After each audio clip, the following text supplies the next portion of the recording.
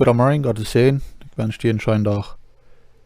Ons Bibelvers van deel fing wie in Hebräer 11 vers 1. Die geloven als die Gewissheit, dat wir dort kriegen wollen, auf was wir hoffen. Und als sie nicht zweifeln an dort, wird wir nicht sein. Die Bibel lehrt uns nicht bloß auf ein paar Dinge zu glauben, was Menschen sich denken und dann tun, sondern wir haben genug Dinge dabei, was uns anders lehren und wollen uns zu der Gewissheit bringen dann. Ans Bibelglauben besteht so zu sein auf drei Dinge. Auf die Schöpfung. Paulus sagt, dass von da als Gott die Welt gemerkt hat, als seine ewige Kraft in Gott hat, der vorher nicht zu sein wir, für ein Tag gekommen und zu verstehen. Durch das, was er geschaffen hat, so dass sie keine Entschuldigung haben. Römer 1, Vers 20.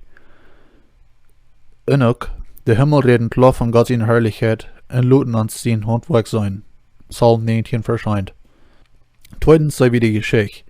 Wir weten nicht alle, wenn wir von der was ganz Großes beleben würden. Und vielleicht auch sogar würden Bücher geschrieben werden. Das wird von lang 100 Jahren bekannt bleiben.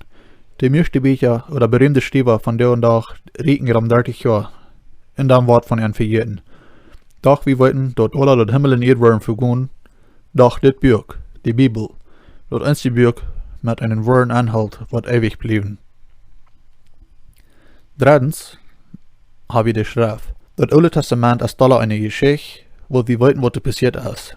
In das Neue Testament, so wie dort als Vollzeugen, wenn du Gott seine Herrlichkeit in jenen wird durch Jesus sagen. Die Jünger gingen mit Jesus taub. Sie sagen, was er tut. Sie sagen, dass am gekreuzigt wird. Sie sagen, dass am begraben wird, oder sie begraben am. Und sie sagen am Angesicht nur dem, dass er vom Tod abstimmt. Wenn sich dort im Glauben handeln wird, können wir uns sicher sein, dass Gott wird morgen auch mit uns sein. Wem wir diese Dinge sein, was er in der Vergangenheit all getan hat und in der Zukunft versprochen hat. Vorher lasst uns Glauben wachsen, mit dem, dass wir deine Herrlichkeit sein, und dass wir bekannter mit denen wird werden. Dankeschön für deine Liebe in Jesus' Namen. Amen.